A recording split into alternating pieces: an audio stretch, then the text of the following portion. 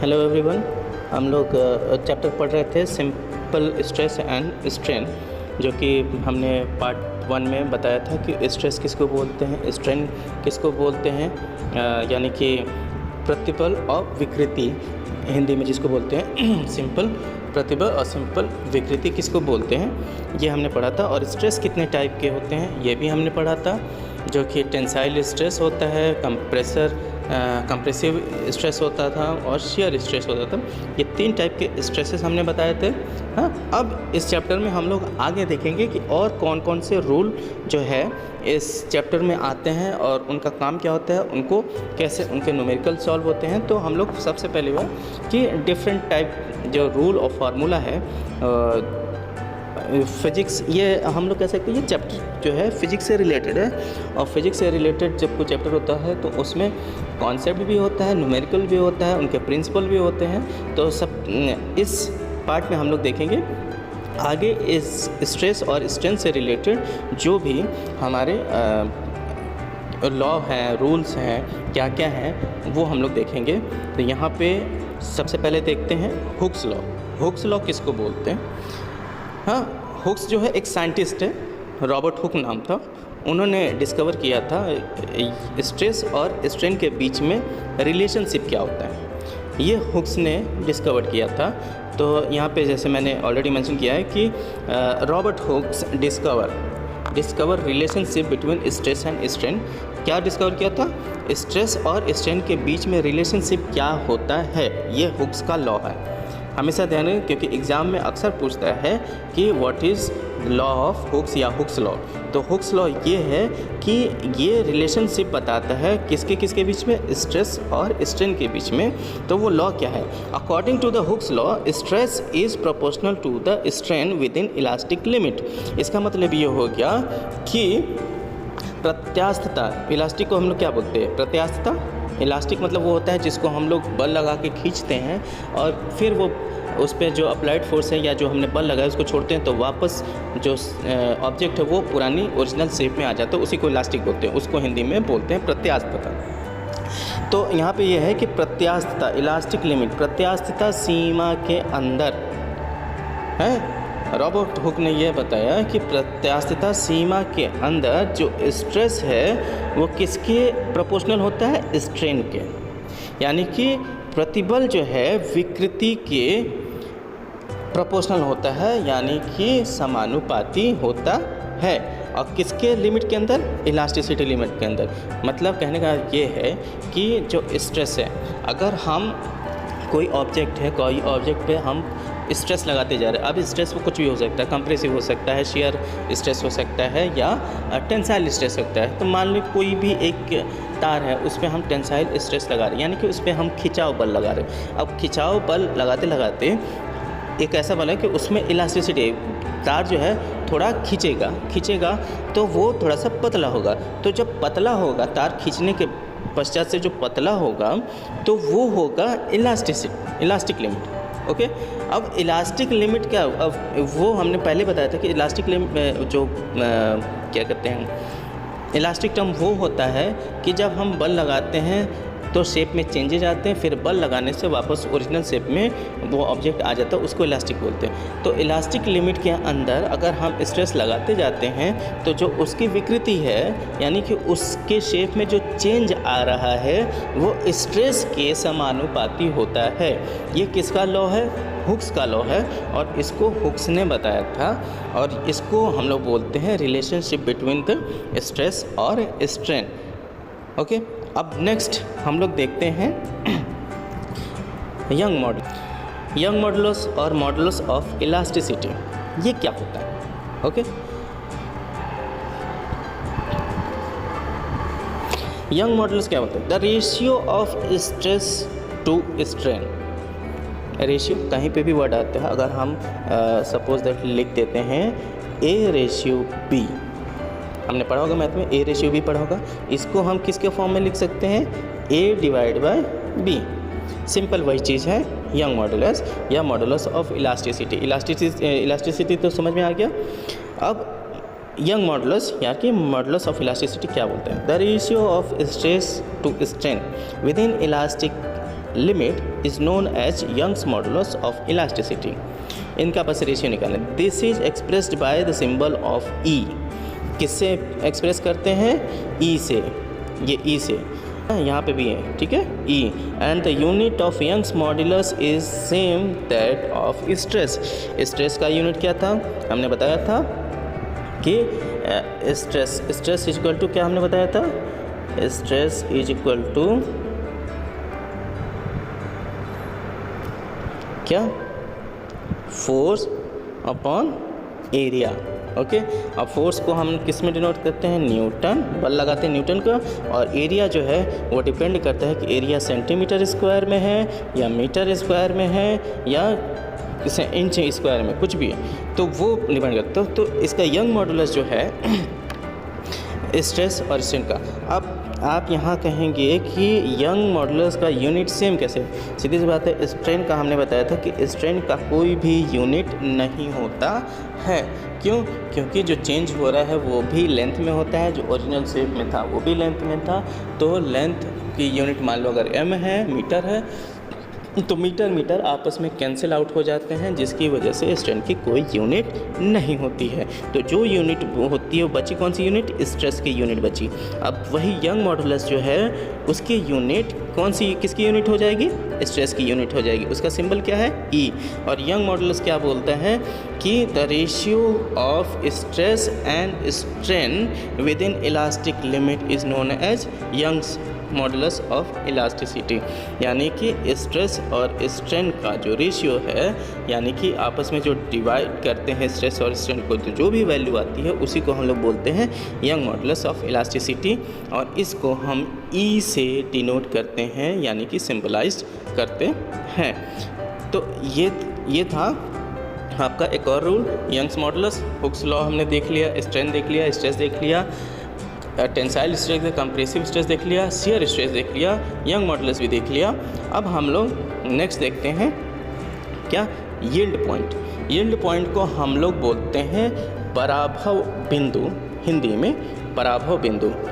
पराभव, इसको हम लोग लिख सकते हैं पराभव, पराभव बिंदु यील्ड पॉइंट को बोलते हैं। ओके, हिंदी में पराभव बिंदु बोलते हैं। अब यील्ड पॉइंट क्या बोलते हैं? The yield point of a material is, यानी कि किसी मटेरियल का, किसी ऑब्जेक्ट का जो पराभव बिंदु होता है, क्या होता है? Is the point at which there is a marked increase in elongation without increase in load. किसी पदार्थ का पराभव बिंदु वो बिंदु है जिस पर उसकी लंबाई वृद्धि में बिना लोड वृद्धि के चिन्हित वृद्धि होती है।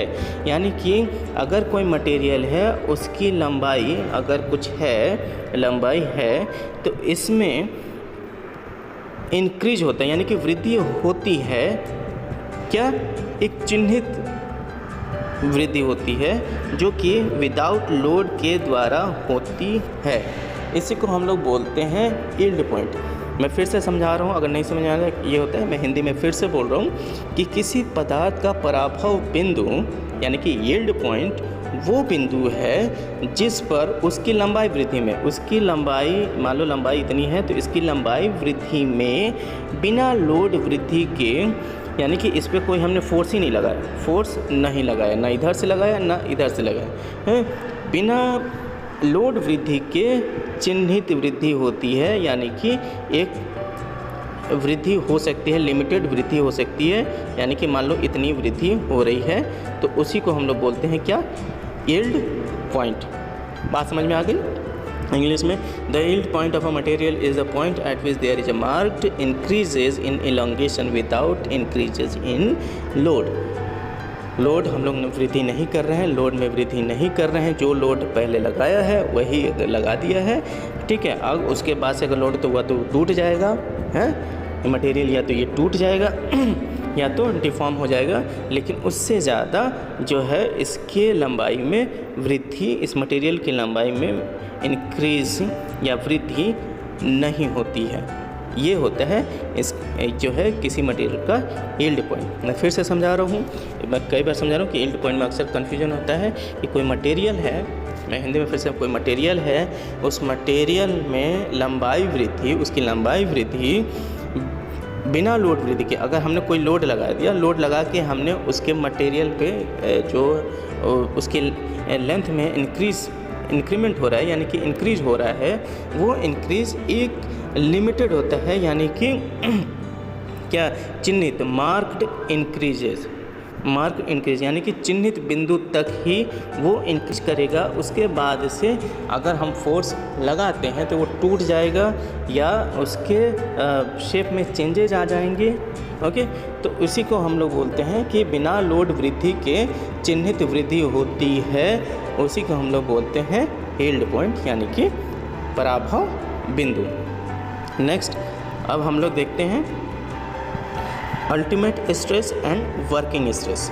अल्टीमेट स्ट्रेस क्या होता है और वर्किंग स्ट्रेस क्या होता है। तो यहाँ पे सबसे पहले अल्टीमेट स्ट्रेस को क्या बोलते हैं, द मिनिमम लोड, वो कम से कम load at which a material develops failure, जब वो मिनिमम लोड जिस पे मटेरियल जो है इंक्रीज़ करना या स्ट्रेन को पाना जो है वो फेल कर जाता है, यानी कि फेलियर हो जाता है। ठीक है, फेल हो जाता है, यानी कि या तो वो तार टूट जाएगा या कुछ भी हो जाएगा। तो वो मिनिमम लोड, यानी कि अगर मान लो कोई तार है, तार अगर 10 kg पे वो टूट जाता है तो उसके लिए अल्टीमेट स्ट्रेस क्या होगा, 10 kg, यानी कि 10 kg के बाद से इंक्रीज करे तो वो तार टूट जाएगा। तो minimum load at which a material develops failure is called ultimate load और ब्रेकिंग लोड।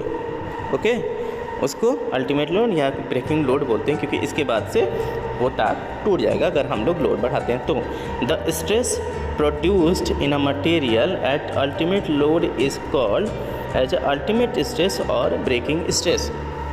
इसके बाद से जो स्ट्रेस प्रोड्यूस होता है वो मटेरियल के लिए क्या होता है, अल्टीमेट लोड। जो हमने यहाँ पे बोला अल्टीमेट लोड क्या है, 10 kg। 10 kg तक तो वो तार खींच रहा है, तार की लंबाई में वृद्धि हो रही है। लेकिन 10 kg के बाद से अगर हम अल्टीमेट लोड बढ़ाते हैं तो वो क्या कहना लगता है, called as a ultimate stress और ब्रेकिंग स्ट्रेस। उसी को हम लोग बोलते हैं, या हिंदी में हम फिर से बोल रहे हैं कि लोड का वो न्यूनतम मान जिस पर विकृति के लिए किसी पदार्थ का विरोध असफल हो जाता है, उच्चतम लोड या ब्रेकिंग लोड कहलाता है। किसी पदार्थ में उच्चतम लोड पर पैदा होने वाला प्रतिबल उसका उच्चतम प्रतिबल या ब्रेकिंग प्रतिबल कहलाता है। बात समझ में आ गई। अब अल्टीमेट स्ट्रेस, उच्चतम प्रतिबल इक्वल टू क्या है, अल्टीमेट लोड हमने बताया क्या होता है, और area of original cross section, जो उसका मूल अनुप्रस्थ काट क्षेत्रफल है, जो तार का जो ओरिजिनल क्षेत्रफल है। ओके, जो तार का क्रॉस सेक्शनल एरिया, यानी कि मान लो तार इतना मोटा है तो उसका क्रॉस सेक्शनल एरिया कितना है, उससे हम डिवाइड करेंगे तो आता है अल्टीमेट स्ट्रेस।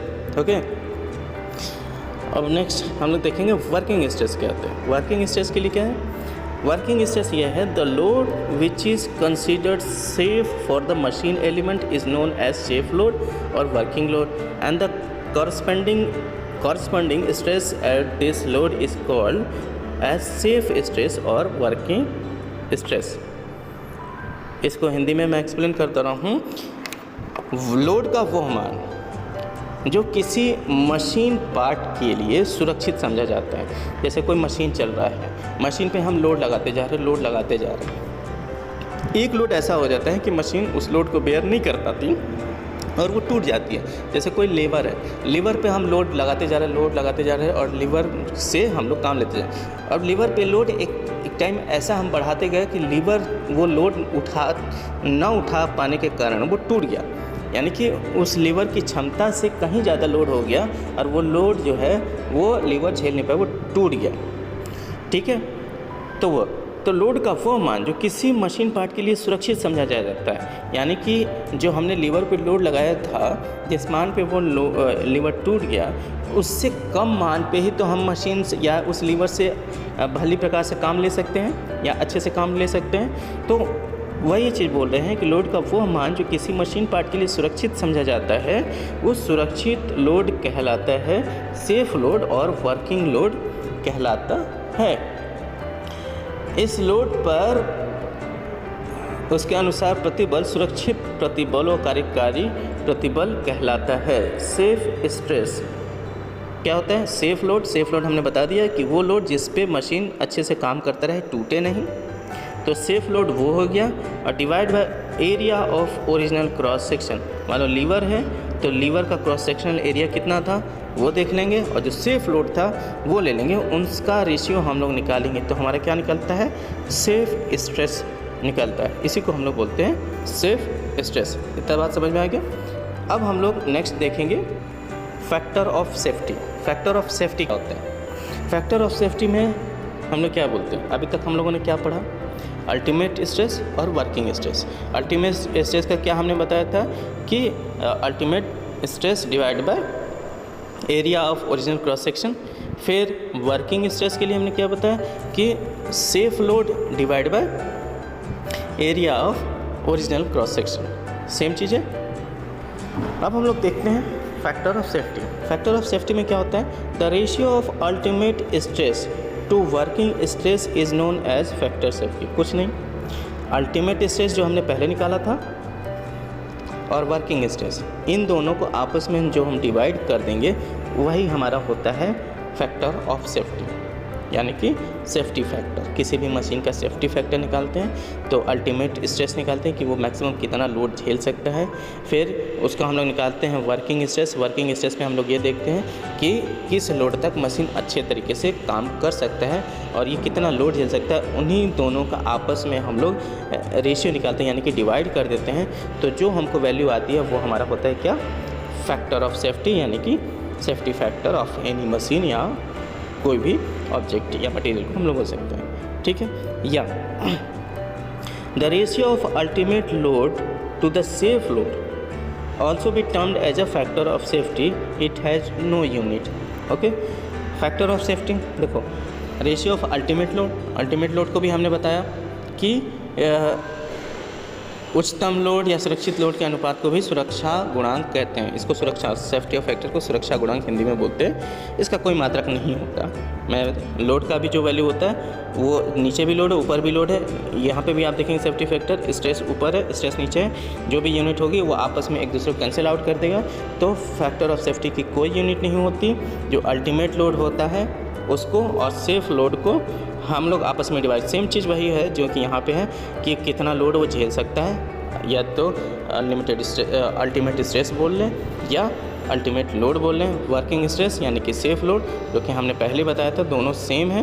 तो लोड भी हम लोग लोड का से भी रेशियो निकाल के हम फैक्टर ऑफ सेफ्टी निकाल सकते हैं, और स्ट्रेस से भी हम लोग फैक्टर ऑफ सेफ्टी निकाल सकते हैं। फैक्टर ऑफ सेफ्टी का कोई यूनिट नहीं होता है, ये हर मशीनों के लिए निकलता है।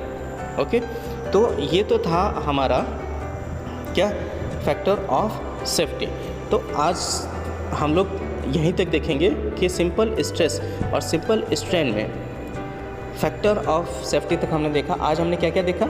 हुक्स लॉ देखा। हुक्स लॉ क्या बोलता है? ये रिलेशन निकालता है बिटवीन स्ट्रेन और स्ट्रेन के बीच में। ओके, फिर उसके बाद से यंग मॉडुलस या मॉडुलस ऑफ इलास्टिसिटी देखा। ये हमने देखा ये रेशियो होता है स्ट्रेस और स्ट्रेन का। फिर उसके बाद से हमने देखा था यील्ड पॉइंट, पराभव बिंदु देखा था कि एक मार्क्ड इंक्रीज लिमिट होता है बिना लोड इंक्रीज किए, ये देखा था यील्ड पॉइंट। फिर उसके बाद से हमने देखा अल्टीमेट स्ट्रेस, फिर वर्किंग स्ट्रेस, उसके बाद से हमने देखा फैक्टर ऑफ सेफ्टी। तो आज के लिए ये इस चैप्टर में ये सिंपल स्ट्रेस और स्ट्रेन का सेकंड पार्ट है। इस सेकंड पार्ट के लिए आज के लिए इतना ही। नेक्स्ट पार्ट में हम लोग आगे और भी एक रूल्स हैं और भी नियम हैं, जैसे modulus of rigidity, Poisson ratio और बल्क मॉडुलस, ये सब सारी चीज़ें नेक्स्ट पार्ट में देखेंगे। तो आज इस वीडियो के लिए और इस पार्ट के लिए इतना तक।